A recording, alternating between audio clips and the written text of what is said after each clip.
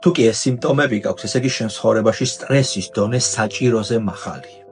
მაღალი სტრესის დამახასიათებელი არის ადამიანის სამივე ინტელექტის, რაციონალური, ემოციური და სხეულებრივის დამახინჯებული მუშაობა. მაგალითად, დამახინჯებული ემოციური ინტელექტი ნიშნავს იმას, რომ მძაფრად აღვიქვავ ემოციებს, შფოთი მაქვს, დეპრესიული ფონი მაქვს, სევდის და უიმედობის განცდა, ძალიან ადვილად ვღიზიანდები. რაციონალური ინტელექტის დამახინჯებული მუშაობა გამოიხატება იმაში, რომ მიჭირს კონცენტრაცია სხვადასხვა საკითხებზე, კარგავ კრეატიული აზროვნების უნარს, რაც ნიშნავს, რომ მარტივი გამოსავლის პოვნა მიჭირს.